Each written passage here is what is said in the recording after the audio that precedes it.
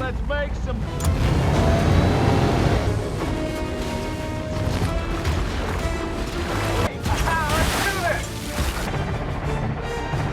Doing their thing.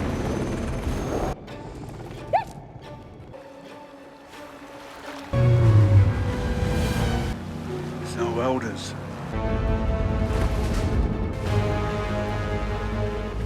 Generally?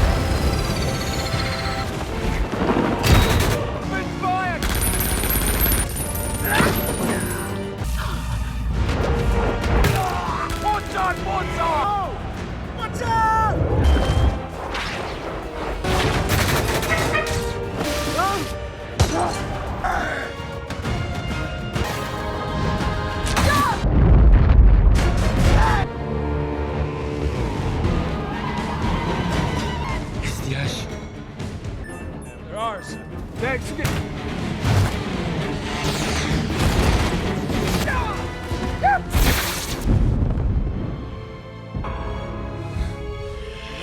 Kitty! Get back to the shelter right now. It's not safe out here. Get out here right now. Go. Get back. Kitty! Go, come on.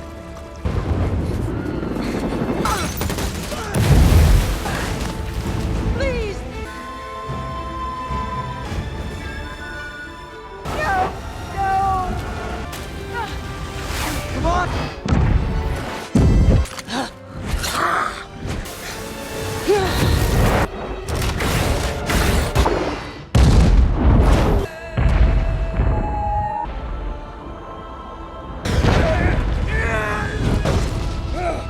Flank out.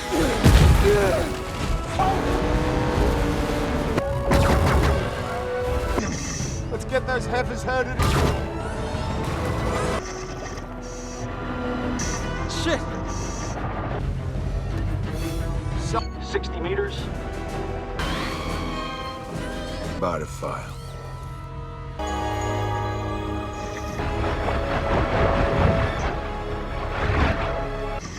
They tell you how it worked. Look up!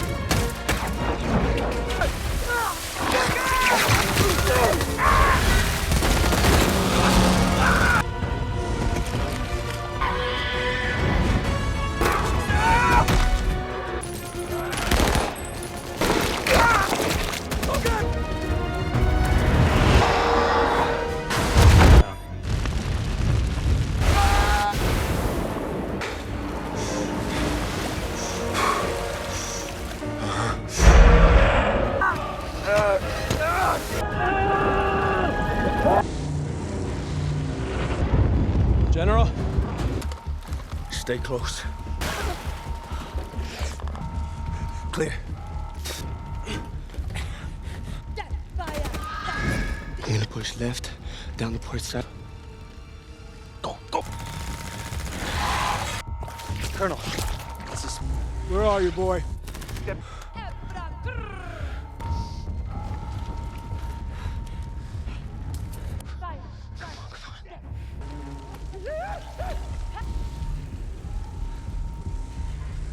Come with me, goes home.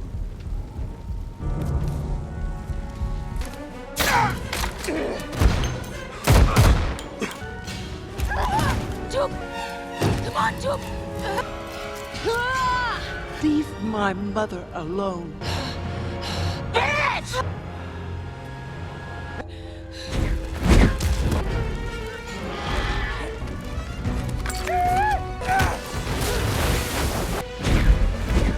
Hang on.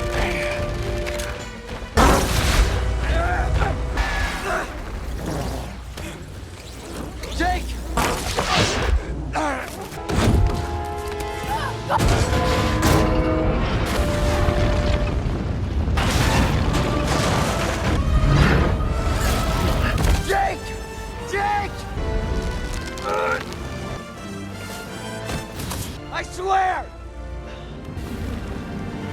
Dad.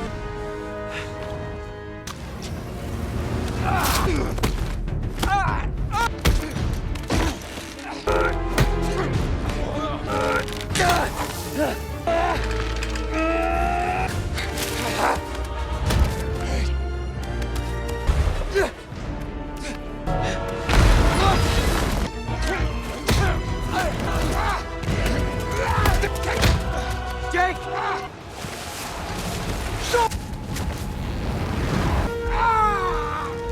Shot me in the arm! Dad?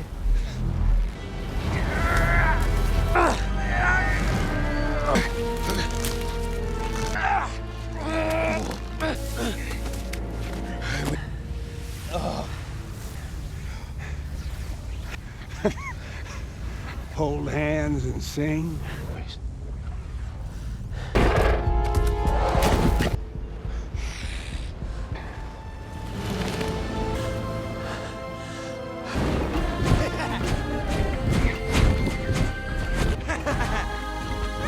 Watch it! You're in my way, bro!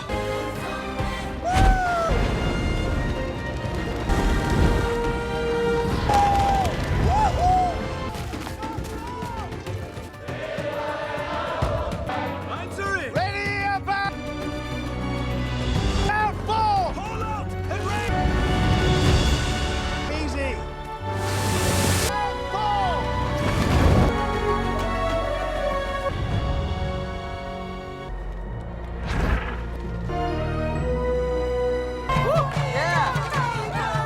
Everyone mourns in their own way, being up here alone.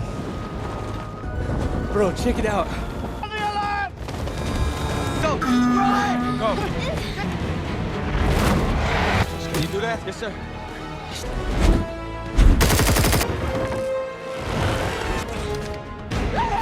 It's right there! Here!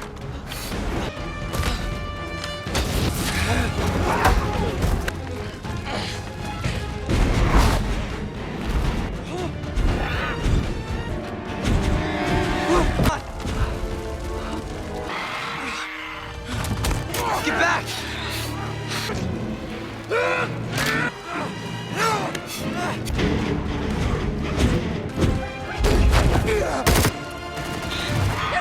I am the fire!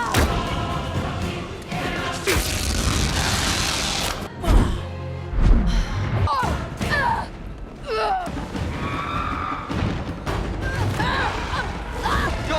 Go! Fly!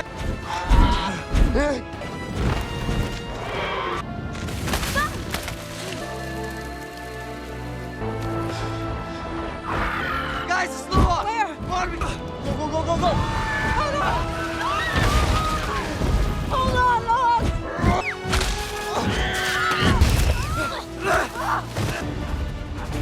You gotta go! Go, go! Go, go, go, go, go!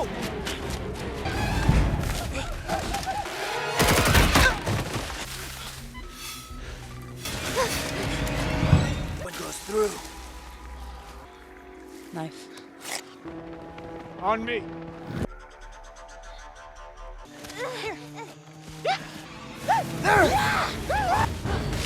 Kiri, come on, stay behind me! Bro! Behind us!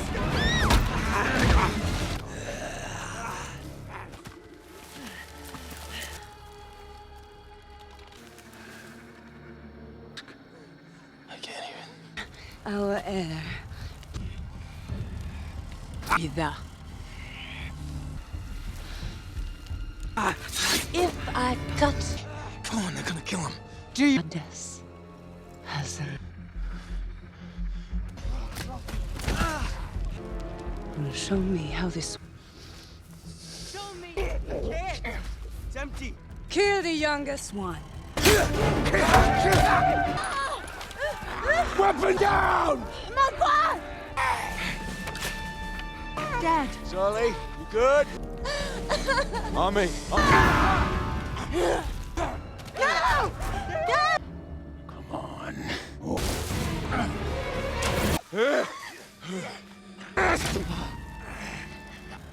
You are strong. And see?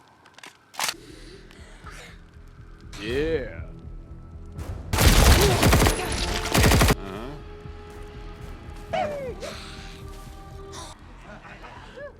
Fine.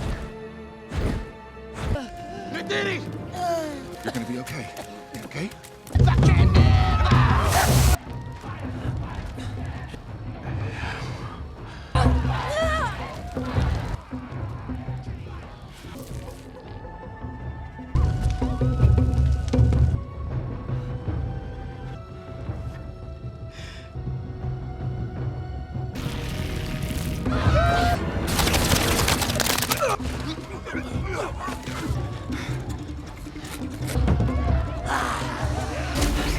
Guys, come on. Move it. Move it. This way.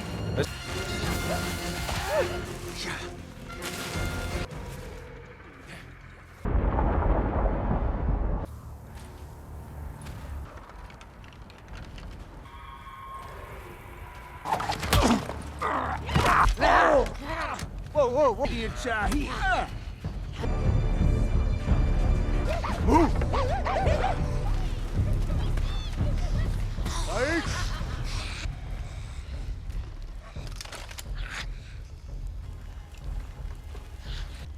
What is your name? Oh, no one.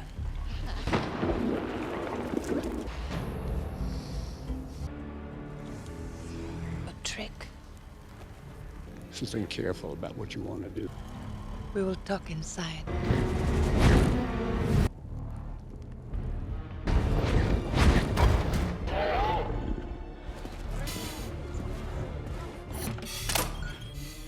Gonna be.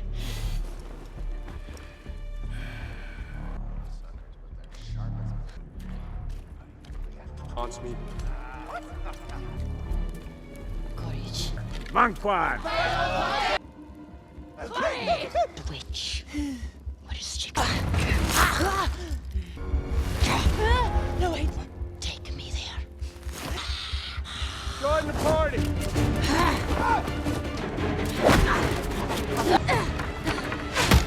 Go. Take cover!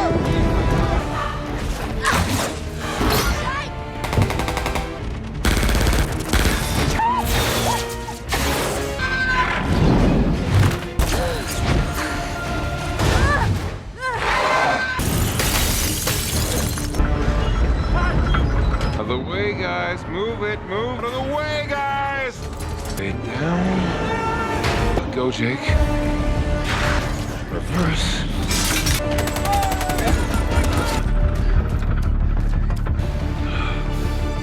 What am I doing?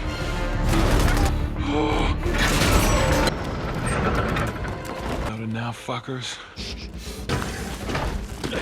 Hey guys, today we are diving back into the bioluminescent beauty and the scorched earth of Pandora as we explore the massive saga of Avatar, Fire, and Ash. I put a lot of work into these, so if you like what you see, a like and a subscribe is always appreciated. No worries if not. We are picking up right where the watery chaos left off, but instead of refreshing ocean breezes, we are heading straight into the furnace.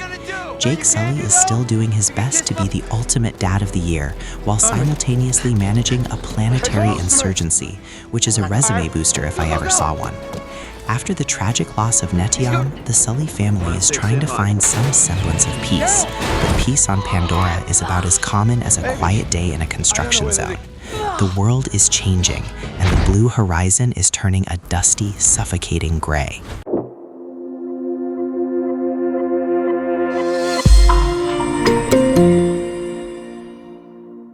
Meanwhile, Spider is caught in the middle. He is still with the Na'vi, but the shadow of his father, Quaritch, looms large. Quaritch is back, of course, but he is different now. He is more animalistic, his recombinant body scarred and weathered.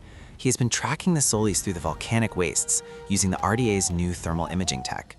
There's a scene where Spider finds a hidden RDA cache and almost uses a radio to call for help, but then he hears the sound of a Na'vi flute and stops. The conflict in his eyes is palpable. He doesn't know where he belongs, and the Ash people certainly don't make him feel welcome. They see him as a hairless monkey, a remnant of the Sky people that should have been discarded long ago. The middle of the film is dominated by the RDA assault on a sacred site known as the Hearth of Awa. This is a massive crystalline structure located inside an active volcano where the ash people connect to the planetary network. The RDA wants the crystals for their energy conductivity. The battle is a masterclass in sensory overload. The roar of the RDA's heavy bombers competes with the screams of the banshees. We hear the metallic clink of spent shell casings hitting the rock and the whoosh of flamethrowers clearing the paths.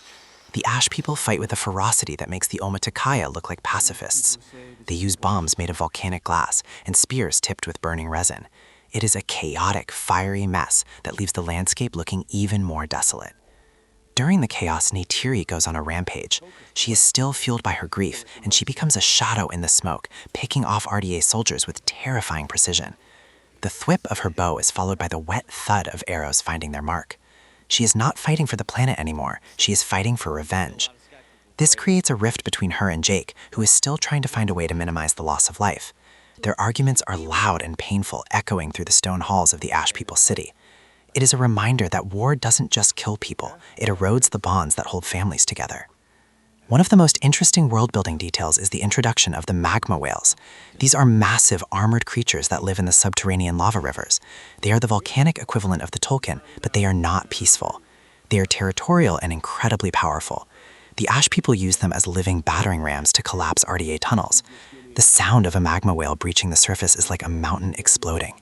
The low-frequency rumble vibrates through the theater seats, making you feel the sheer power of the creature. We get a sequence where Loak and Garak have to tame one of these beasts by harmonizing with its internal rhythm.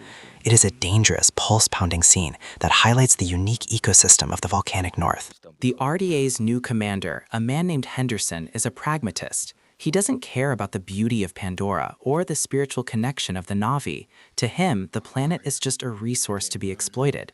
He introduces the cinder gas, a chemical weapon that reacts with the volcanic ash to create a suffocating cloud of toxic smoke. We see the horrific effects of this weapon on the local flora, which withers and turns to black dust in seconds. The sound of the gas canisters popping and the hissing of the escaping vapor is chilling. It is a grim reminder of the technological superiority of the humans and their willingness to destroy everything to get what they want. As the RDA pushes closer to the heart of the volcanic region, the Ash People are forced to make a desperate choice. Varang proposes a plan to trigger a massive eruption that would wipe out the RDA's northern base, but also destroys several nearby Na'vi villages. Jake is horrified by the idea, but the Ash People are desperate. They believe that fire is the only way to purge the sickness that the Sky People have brought. This leads to a three-way conflict: the RDA trying to secure the resource, the Ash People trying to burn it all down, and Jake's family trying to find a middle ground that doesn't involve mass extinction. The climax of the movie takes place at the Forge of the Ancestors, a massive open pit of lava where the final confrontation occurs. The visuals here are stunning, with the orange glow of the magma reflecting off the gray skin of the Ash People and the polished metal of the RDA suits. The choreography of the fight is brutal. We see Jake in a salvaged amp suit fighting a duel with Korich, who is riding a scorched wing banshee. The crunch of metal on metal and the crackle of electrical shorts fill the air. It is a high-stakes battle where one wrong move means falling into the molten rock below. Kiri finally understands her visions during this battle. She realizes that Awa is not just a peaceful forest spirit, but a force of nature that includes the destructive power of the volcano. She uses her connection to tap into the geothermal energy of the planet, causing the ground to erupt beneath the RDA's heavy tanks. The sound of the earth splitting open is a deafening roar that drowns out the sounds of combat. It is a moment of pure, raw power that shows just how much Kiri has grown, but it also leaves her drained and vulnerable, highlighting the cost of such a deep connection to the planet. In the heat of the final battle, Spider makes his choice. He sees Korich about to deliver a killing blow to Jake and intervenes, not by fighting, but by destroying the control unit for the RDA's Reaper drones. This causes the drones to malfunction and crash into the RDA's own lines. It is a subtle but impactful moment. Spider doesn't become a hero in the traditional sense, but he rejects the legacy of his father. The explosion of the drone control hub is a spectacular pyrotechnic display, with blue and white sparks raining down like fireworks over the orange lava. The ending of the battle is bittersweet. The RDA is driven back, and the Bridgehead North facility is destroyed, but the volcanic landscape is left even more scarred. The Ash People have lost their sacred hearth, and many of their warriors have fallen. Varong looks at the destruction and finally shows a flicker of respect for Jake, acknowledging that perhaps the forest dwellers have some steel in them after all. But the alliance is fragile. The Ash people are not going to join the Omaticaya or the Metcaina. They will remain in their scorched lands, a dark reminder of what happens when the balance of nature is pushed too far. The film ends with a quiet moment between Jake and Neytiri. They are sitting on a ridge, watching the sun set through a haze of smoke and ash. The colors are beautiful but tragic, a mix of deep violets and angry reds. They don't talk much. They don't need to. They are tired, and the weight of their journey is visible in their slumped shoulders. Jake reflects on how fire can be used to forge something new, or to turn it into ash. He realizes that the war for Pandora is no longer just about survival.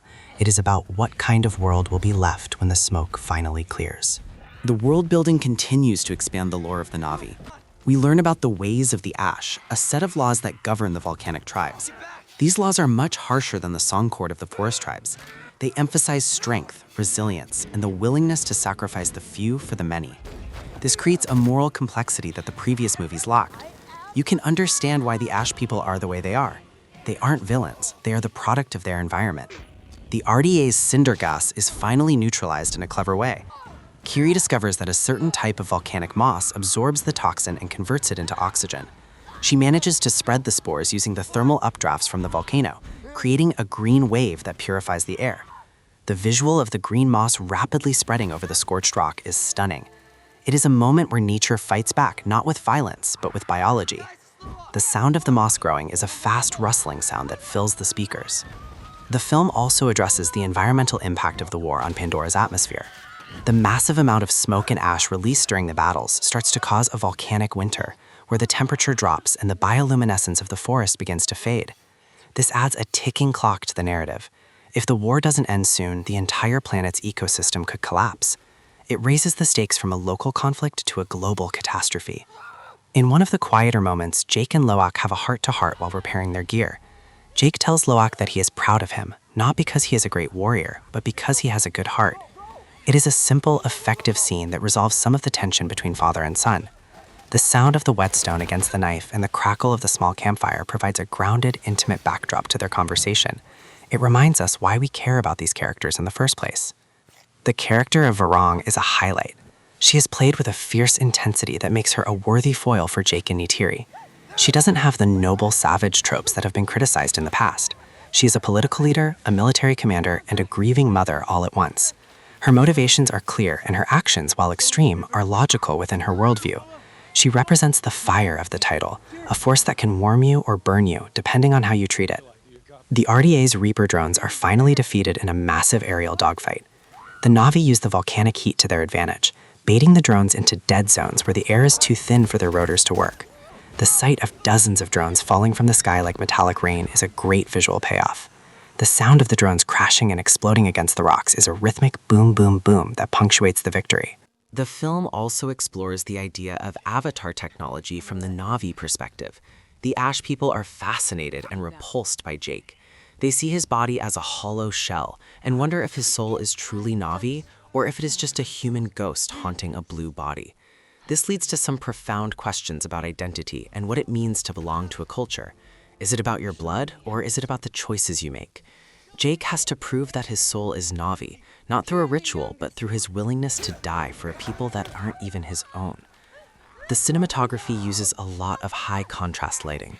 The deep blacks of the volcanic rock and the brilliant oranges of the lava create a look that is very different from the soft, diffused light of the forest or the bright, saturated colors of the ocean. It gives the film a more cinematic, dramatic feel. Every frame looks like a painting.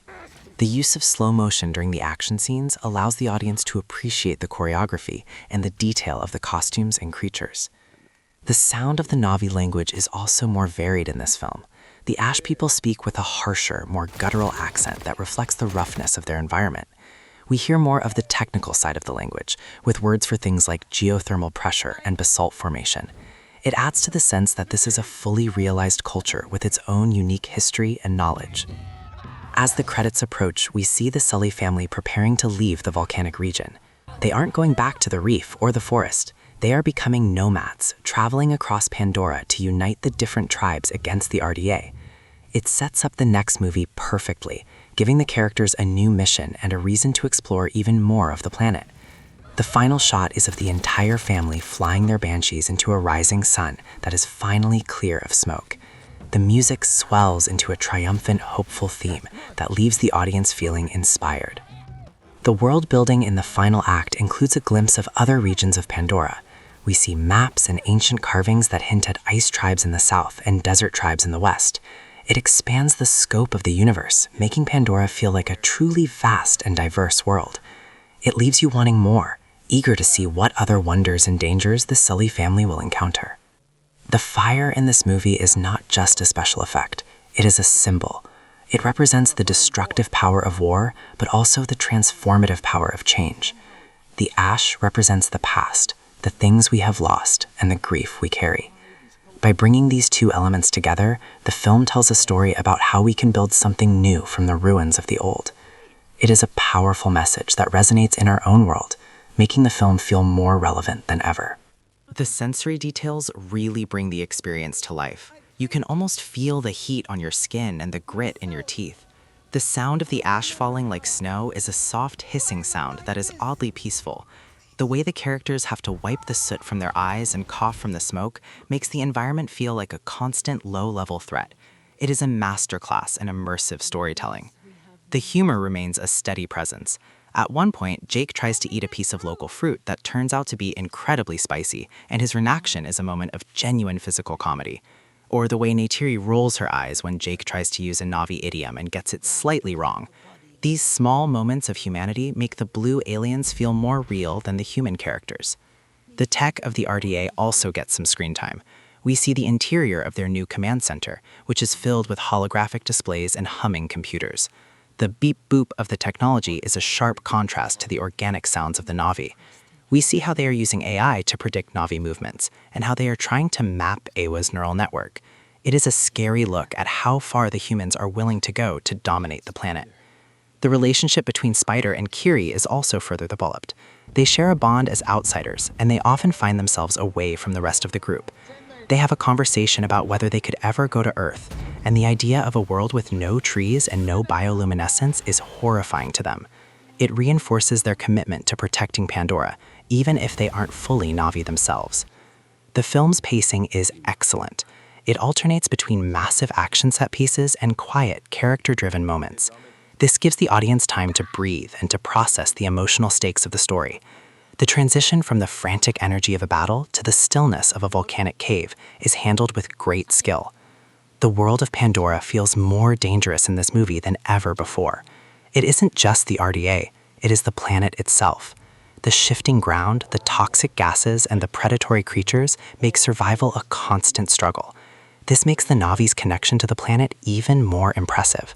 They don't just live on Pandora, they live with it, respecting its power and adapting to its changes. The finale is a testament to the power of family. Despite all their arguments and their grief, the Sullys stand together. They have become a formidable team, with each member contributing their unique skills to the fight. Jake's leadership, Neytiri's warrior spirit, Loak's bravery, and Kiri's connection to the planet all come together to save the day. It is a satisfying conclusion to this chapter of their story. The themes of the movie are handled with a light touch. It doesn't preach about environmentalism or the horrors of war. Instead, it shows us the consequences of our actions through the eyes of characters we care about. We see the beauty that is being destroyed and the cost of defending it. It is a much more effective way to get the message across. The world building of the Ash people is something that will be discussed by fans for years. Everything from their unique sign language to their methods of obsidian working is clearly the result of a lot of thought and creativity. It adds a whole new dimension to the Na'vi culture and makes the world of Pandora feel much bigger than just the forest. The movie ends with a sense of anticipation. The war is not over and the RDA is not defeated. But the Na'vi are no longer just defending their homes, they are starting to fight back. They are finding allies in unexpected places and discovering new ways to use the power of their planet. The fire has been lit, and it is going to be very hard to put out. The final moments are filled with a sense of peace. We see the Sullys flying over a landscape that is slowly starting to recover. The ash is being washed away by a gentle rain, and the first hints of green are returning to the scorched earth. The sound of the rain hitting the leaves is a soothing pitter-patter that brings the movie to a calm conclusion.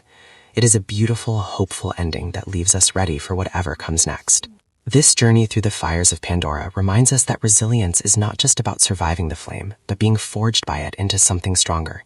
We see that the bonds of family and the connection to the world around us are the only things that can truly sustain us when the earth shakes and the sky turns to ash. Life is a delicate balance of creation and destruction, and finding our place within that cycle is the ultimate challenge. Even in the darkest caves and under the heaviest soot, the light of our spirit and the pulse of the planet continue to beat as one.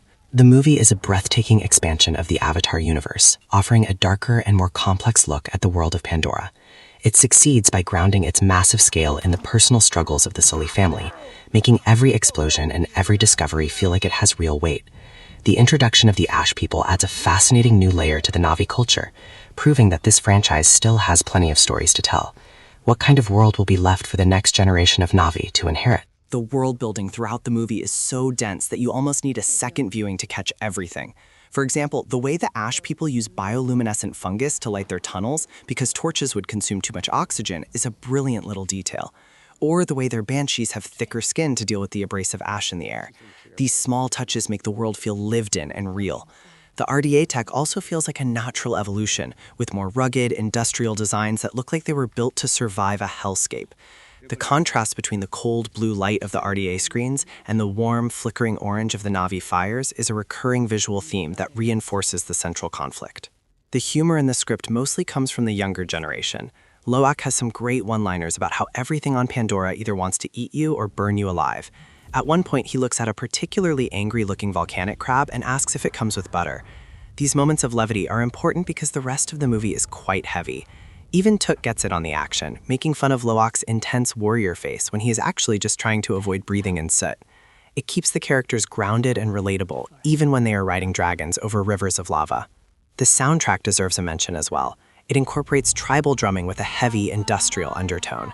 There are moments where the music drops out entirely, leaving only the sound of the wind howling through the basalt pillars. It creates a sense of isolation and grandeur. When the action kicks in, the brass section blares with a dissonant, aggressive energy that perfectly matches the ferocity of the Ash people. The thump-thump of the drums mimics the heartbeat of the volcano, creating a rhythmic tension that never quite lets up. One of the standout scenes involves a trek through a glass forest, where the volcanic eruptions have turned the trees into obsidian sculptures. The sound of the Na'vi moving through this area is a delicate tinkling sound, like thousands of wind chimes. But it is also incredibly dangerous, as the glass is razor sharp. We see a sequence where a group of RDA soldiers tries to chase them through the glass forest and gets shredded because their heavy boots and armor are too loud and clumsy. It is a great example of how the environment itself can be a character in the story. The relationship between the Na'vi and their mounts is also explored further. We see how the Ash people have a much more dominant, almost aggressive bond with their scorched-wing banshees. It is not the Tsailu of mutual respect we saw with the Omaticaya, but a bond forged in necessity and survival. This adds another layer to the Na'vi culture, showing that they are not a monolithic people. They have different values, different religions, and different ways of interacting with the world around them. The RDA's Reaper drones are a technological marvel in the film. They operate using a swarm intelligence that makes them incredibly difficult to hit. We see a scene where 100 of these drones move in perfect unison, like a school of fish, to surround a group of Na'vi warriors. The sound is a high-pitched whine that gets louder as they approach. It is a terrifying sound that signifies the loss of human agency in the RDA's warfare. The drones don't have pilots, they just have objectives. This makes them feel colder and more relentless than the human soldiers. Kiri's arc is perhaps the most philosophical part of the movie. She spends a lot of time questioning why Iwa would allow such destruction. She has a conversation with the spirit of Grace Augustine inside the network, and the dialogue is haunting. Grace explains that fire is a necessary part of the cycle, clearing away the old to make room for the new. But Kiri isn't satisfied with that. She doesn't want to see her world burn. Her struggle to reconcile the beauty of life with the necessity of death is the emotional heart of the film. The film also takes the time to show the human side of the RDA. We see some of the engineers and scientists who are just trying to do their jobs in a hostile environment. They are exhausted, scared, and many of them don't even want to be there. There is a scene in the mess hall where a group of workers talks about how much they miss the rain on Earth, even if it was acidic and gray. It reminds the audience that the humans are not just faceless monsters. They are a desperate species trying to save themselves, even if they are doing it in the worst way possible. As the story moves towards its conclusion, the sense of scale is breathtaking. We see wide shots of the volcanic range, with dozens of active peaks venting smoke into the atmosphere. The sky is a permanent shade of bruised purple. The world feels massive and ancient, and the characters feel small in comparison. This sense of scale is one of the things that makes the Avatar series so special. It isn't just a story about a family, it is a story about a planet. The Ash People's city is a masterpiece of production design. It is built into the side of a massive caldera, with dwellings carved directly into the rock. The architecture is sharp and angular, reflecting the harshness of the environment. There are no soft edges here. Everything is made of stone, bone, and metal. The central plaza features a massive fire well where the community gathers for rituals. The heat from the well is so intense that you can see the air shimmering. The sound of the chanting voices reflecting off the stone walls is deep and resonant, creating a powerful sense of community. There is a subplot involving a group of Na'vi who have been captured by the RDA and forced to work in the geothermal plant. Jake leads a rescue mission that is one of the most tense sequences in the film. They have to move silently through the industrial corridors, avoiding the click of security cameras and the hum of the energy conduits. It feels like a heist movie for a few minutes, with the Na'vi using their natural agility to navigate the mechanical environment. The payoff is a satisfying explosion that shuts down the plant and allows the prisoners to escape into the smoke. The dialogue throughout the movie is more mature than in previous installments. There is less focus on the wonder of discovery and more on the reality of conflict. Jake's internal monologue, narrated by Loak, provides a bridge between the movies. Loak's voice is raspier, more certain. He talks about how he used to think the world was simple, divided into good and evil, but now he sees only the gray of the ash. It is a cynical but honest perspective that reflects the shifting tone of the series. The final shot of the movie is a close-up of a single green sprout pushing through a layer of cooling lava. It is a classic image of hope, but in the context of this movie, it feels hard-earned. The sound is a tiny crack as the plant breaks the surface. It is a small sound, but in the silence of the wasteland, it is enough. It tells us that Pandora will endure, even if its people are changed forever by the fire. The piece is shattered when a group of Na'vi they have never seen before arrives on the backs of strange, leathery creatures that look like banshees that spent too much time in a toaster. These are the Ash people, led by a formidable woman named Varang.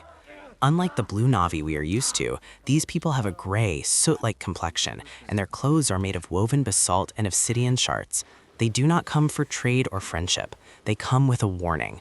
The RDA has pushed too far into the volcanic north, and the fires they have ignited are not just burning the trees, but waking up the ancient spirits of the earth. Varang looks at Jake with a mixture of pity and contempt, calling him the dreamwalker who brings nothing but ruin.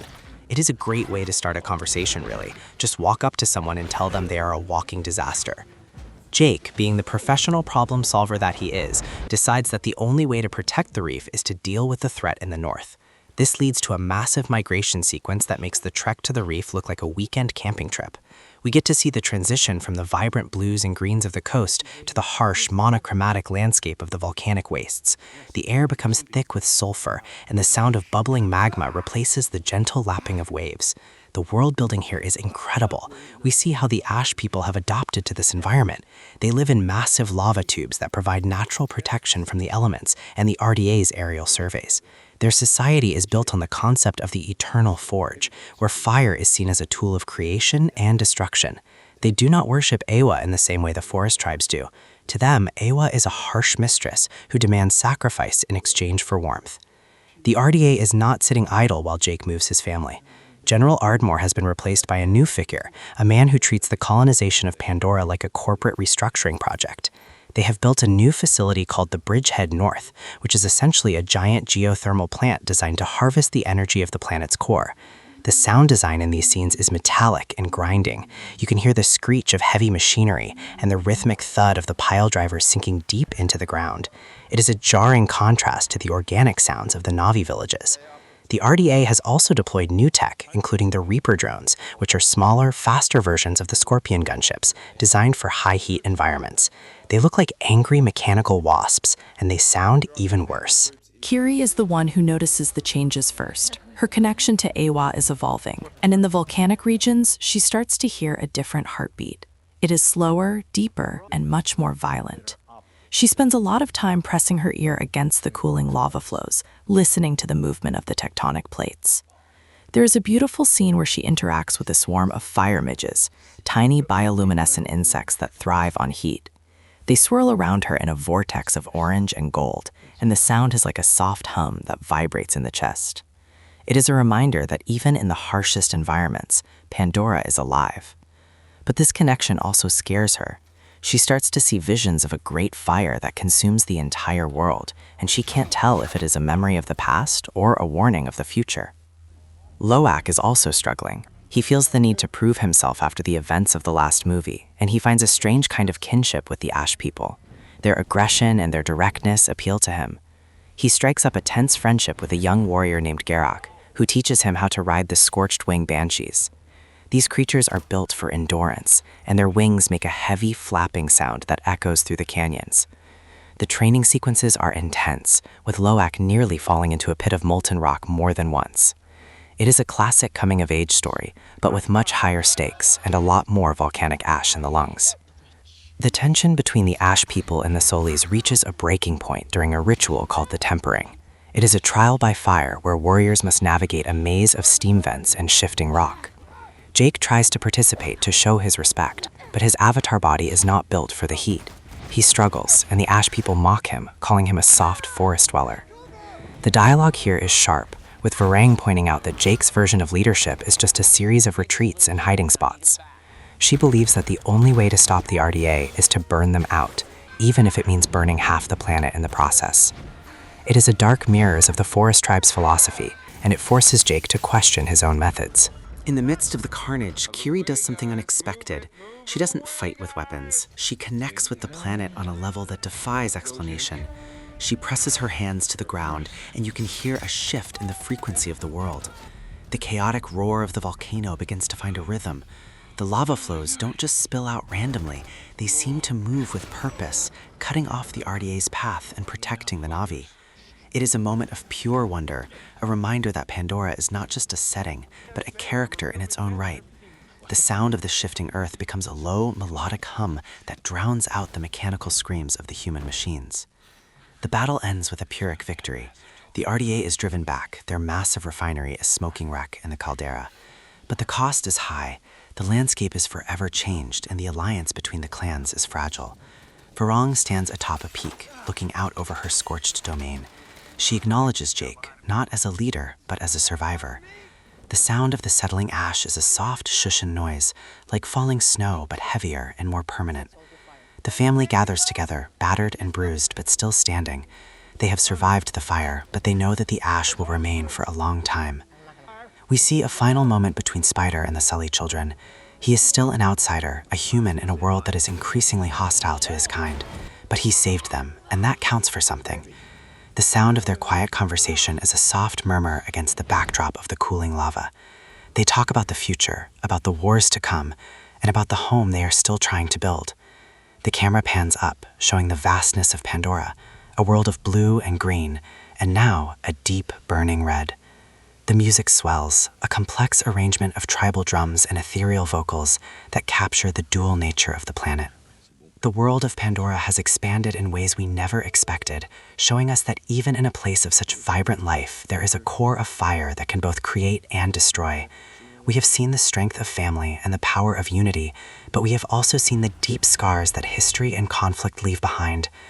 As the ash settles over the mountains and the survivors begin to rebuild, we are reminded that the struggle for balance is never truly over, and that every end is simply a new beginning in the cycle of life and death that defines this beautiful, dangerous moon. This movie is a visually stunning exploration of the darker corners of Pandora that manages to raise the stakes both emotionally and physically. It is not just a sequel, it is a deepening of the lore that makes the world feel more grounded and complex than ever before. What do you think about the Ash people and their brutal way of life? And do you think Jake can ever truly find peace in a world that seems destined for war? Let me know your thoughts in the comments below. Meanwhile, Spider is caught in the middle of a literal and metaphorical war zone. He is still with the RDA, but his heart is clearly with the Sullys. He watches as the humans prepare their assault on the volcanic regions. The sound of the briefings is a cold, clinical drone of military jargon. They talk about resource extraction and strategic suppression as if they are not planning to wipe out an entire culture. Spider sees the new weapons being prepped, including massive sonic vibrators designed to cause artificial earthquakes and collapse the lava tubes. The high-pitched whine of these machines is enough to make your ears bleed. He knows he has to warn Jake, but he is under constant surveillance. The tension between the Ash people and the Sullys reaches a breaking point when a scouting party of RDA soldiers is spotted near the sacred vents. Farang wants to strike immediately, to burn the Sky people where they stand. Jake, ever the tactician, wants to lure them into a trap. This leads to a heated argument that highlights the world building of the Na'vi political landscape. We see that the different clans are not a monolith. They have different values, different gods, and different ways of war. The sound of the argument is a cacophony of shouting and the rhythmic pounding of fists on stone tables. In the end, they reach a shaky truce, but the trust is thin. The first major skirmish happens in a narrow canyon filled with geothermal geysers. The sound of the steam erupting is like a series of jet engines firing off at random. The RDA arrives in their new heat-resistant AMP suits, their footsteps a heavy metallic crunch on the volcanic glass. The Na'vi of the Ash people use the environment to their advantage, disappearing into the steam and reappearing with obsidian spears that shatter on impact. The chaos of the battle is a symphony of violence. You hear the hiss of the steam, the roar of the guns, and the high-pitched screams of the Ikran as they dive through the clouds. Jake is in the thick of it, his rifle barking out a steady rhythm. Neytiri is a shadow in the mist, her arrows finding the weak points in the human armor with a sickening thud. Despite their victory in the canyon, the Sullys realize that the RDA was just testing their defenses. The real threat is coming. General Ardmore has authorized the use of a massive mobile refinery that acts as a forward operating base.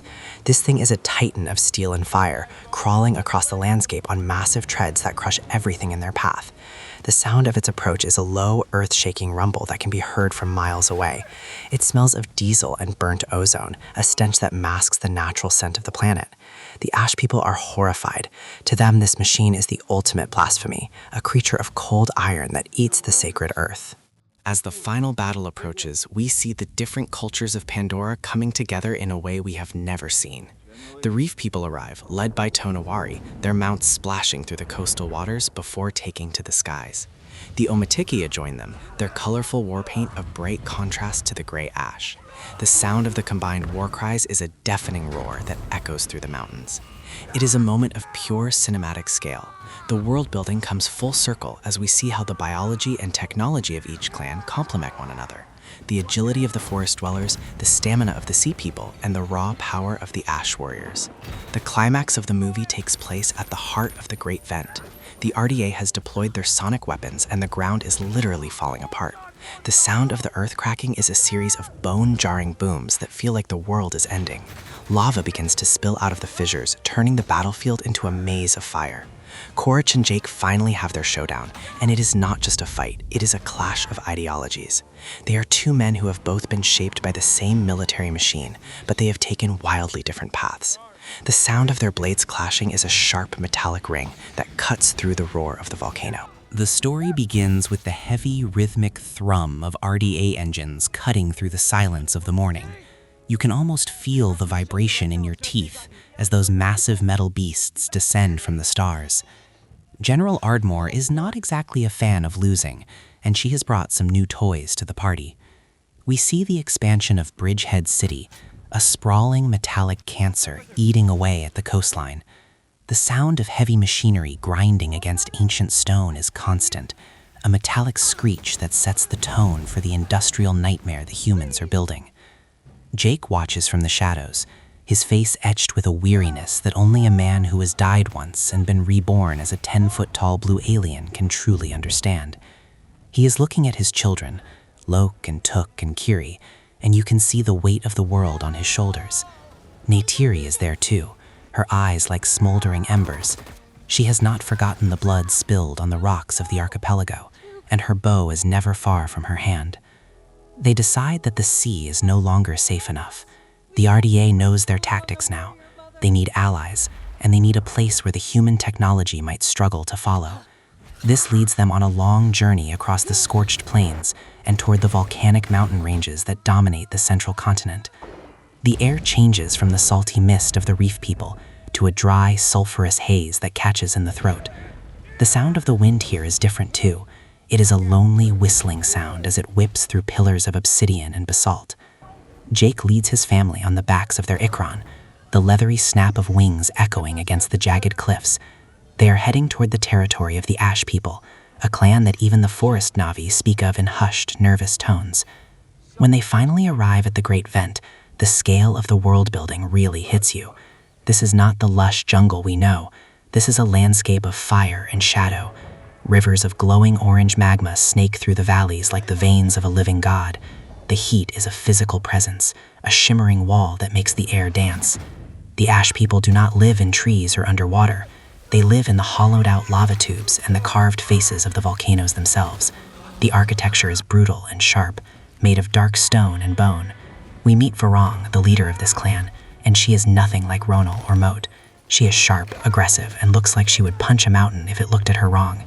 The sound of her voice is like gravel grinding together, a harsh contrast to the melodic tones of the Omatakea.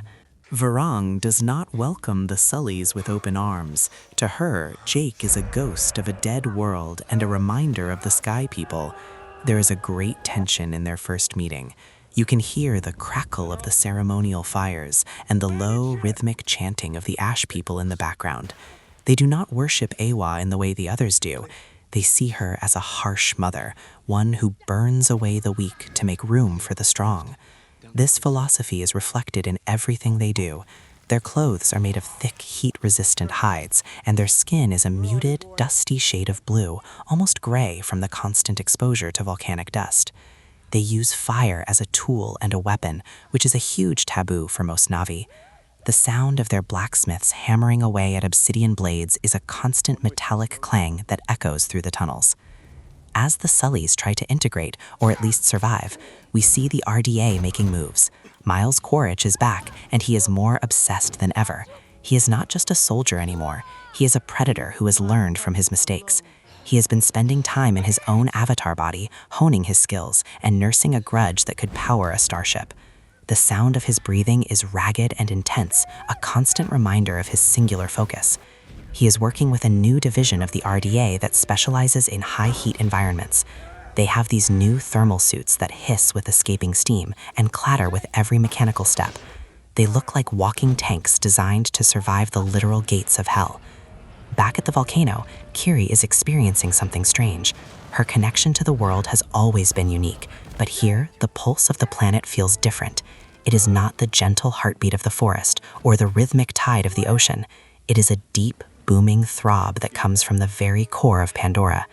She spends her time sitting near the lava flows, her eyes glazed over as she listens to things no one else can hear. The sound design here is incredible, with low-frequency hums and the occasional explosive pop of a gas bubble in the magma. Kiri believes that the Ash People are not villains, but protectors of a different side of nature. She sees the necessity of the fire, the way it clears the old to make way for the new. This creates a rift between her and Neytiri, who sees the fire as only a source of destruction. Lok is also finding his place, but in a much more physical way. He is drawn to the warrior culture of the Ash People. He wants to prove himself, to show that he is not just the son who got his brother killed. He starts training with the young warriors of the clan. The sound of their sparring is a sequence of heavy thuds, the slap of skin on skin, and the occasional grunt of pain. They use staves made of petrified wood that crack like thunder when they collide. Lok is fast, but the Ash People are brutal. They fight with a desperation that he has never seen. They teach him that in the fire, you do not have the luxury of grace. You only have the necessity of survival.